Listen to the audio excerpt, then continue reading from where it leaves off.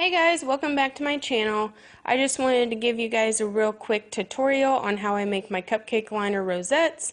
A viewer of mine, Nessa, she had asked me to post this a while back ago, and with the holidays it's the first time that I've been able to do so, so we'll jump right in.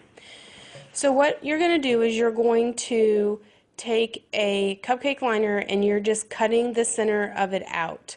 I am using as my base a 2-inch circle, and I don't have a punch or anything like that, so I really just cut these out by hand. But if you had a punch, you just punch out a nice sturdy piece of cardstock. This right here is scrapbook paper, but it is double-sided, so it's a little bit more sturdy. And then you're just going to glue the two pieces together. I always use, for a 2-inch circle, 2 pieces of cupcake liner, and the reason why is because I'd rather have too much and be able to cut it off than not have enough, and then you have to try and kind of piece things together or start all over, one of the two. So I normally just glue 2 of them together. I don't normally use both, all of the whole piece together. I usually end up cutting it off, but like I said, I'd rather have too much and be able to cut it off than too little. So what you're going to do is you're going to get a hot glue, and you are just going to literally form this onto this 2-inch circle piece. Now you really want to try to do your best and work with the creases in the cupcake liner to get them scrunched back up. And so that's why you see me playing with it here, to make sure I have, the proper amount of flare on this rosette. I don't like things to look too uniform, or too scrunched up, so you see me not really scrunching too much, but there are folks out there that do like it all scrunched up, and if you do, that's totally fine. Just make sure you scrunch it up a little bit more than I have here. And so you're going to just work that all the way around until you have it completed there. And I kind of, you see how I'm like done right there, and I have that little, I'll have like that little space left, and all I'm going to do is I'm just going to trim it up where the 2 pieces meet at the end there, and I am going to just cut it off there. You see how I'm cutting it off, and then I'm just going to glue it down so it's nice and stable. Then I'll look at the, it's really important, you got to watch yourself and make sure you're kind of following a guideline around that circle, because if you're not, then your thing's going to end up uneven. And the first couple ones that you do might end up being uneven, and what I would do is I would just go through and trim up the outside edge of that rosette to make it look a little bit more uniform. But the more you do it, the easier it'll become, and then you won't have uneven spots inside your rosette. And then you could totally stop here and just embellish the center of it, but I chose to add another set of cupcake liners on the inside of that.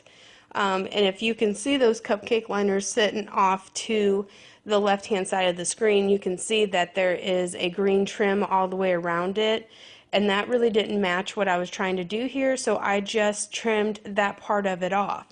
That's the good thing about using cupcake liners, especially ones that are not printed and just have like a slight design on them, is because you can reuse them and turn them into something that you wouldn't necessarily think that they would work for.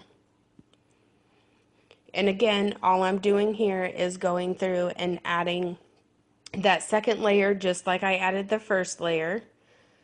And the sky's the limit here. If you wanted to make a bigger rosette than this one, say a 4-inch, then you would just cut your 4-inch circle out, and then you would just work your cupcake liners around that 4-inch circle, and it's going to be a bigger rosette. And the same way with adding, you could add 2 layers in there, you could add 3 layers in there, you can do whatever your mind goes to whenever you're creating something. So you see here that I'm trying to figure out what I want to do in the center, and I finally got it figured out. I decided that I was going to put this snowflake in there because it matches the pocket letter that this is going to, the person that this is going to go to. I had made a pocket letter, and this one is matching that pocket letter. So here I am. I am just messing around and playing around with different ideas. I went ahead and added another piece to the back side of that rosette just because that matches the pocket letter. And then I decided, you know what, why not add glitter? And I had never made one like this where I added the glitter on top of it, but all I did here was add Mod Podge around the outside edge of this, and then you see me going through and just shaking the glitter onto it. And the reason why I'm using the blue, and I spilt it there, the reason why I'm using that blue glitter is because it matches the pocket letter. And I kind of wanted to try to get the rosette to match a little bit better to the pocket letter that I had made. I should have not have used the red on this cupcake liner, but it's really all that I had on hand at the moment, and I did want this to go with this pocket letter, so I am trying to get a little bit more blues inside there because it matches that pocket letter a little bit more. And so what I'm doing here is I am just, you know, putting the glitter on, making it look a little bit more sparkly and pretty. And then I'm going to set it aside and let that dry. And while it's drying, I am playing around with the snowflake because I'm going to be adding this rosette to the back of the snowflake. So I am gluing my straw onto the snowflake, and then very gently, because this is wet, I would suggest letting it dry completely first if you're trying this at home. But because for the sake of this video, I was trying to get the video done so that I could get it posted, I did not allow it to completely dry that Mod Podge. And so here I am just gluing the snowflake onto the back of it just like so.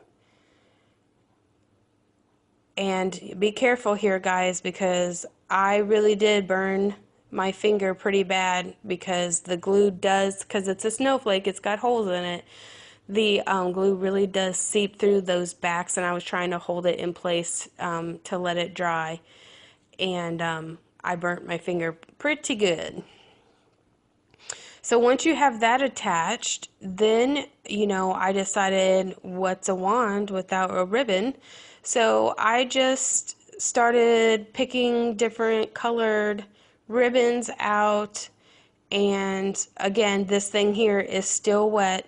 So be careful if you're going to work with it while it's wet, because you know, you're going to have some glitter fallout if you don't wait until that Mod Podge is completely dry. And it really doesn't take that long for the Mod Podge to dry. It's just that for the sake of this video, I was trying to get it all filmed in one shot instead of stopping and starting like I usually do with the DIY. And so right here I am playing with the ribbon. I kind of tied a bow. Ultimately, I didn't like the way the bow was setting, so I kind of just tied it in a knot and then another knot, and then I kind of just let the strings dangle down. I don't know about you guys, but when I get wands and things, I usually save the ribbons off of it and make tassels with it. And so basically that is how you do it. The beauty about using the cupcake liners is because the sky is the limit, you know, and I don't have a scoreboard or anything like that. That's the reason why I make mine like this. And I'm looking at it, the more I look at it, I think it looks a little 4th of July-y, but it's still got the snowflake on there. And I ultimately clear coated over the top of that glitter just so that there would be no fallout. But that step is not necessary if you don't want to do that. And if you're not using glitter, you don't have to. Anyway, there it is, guys. If you haven't already, like this video and subscribe to my channel. Until next time, I'll see ya.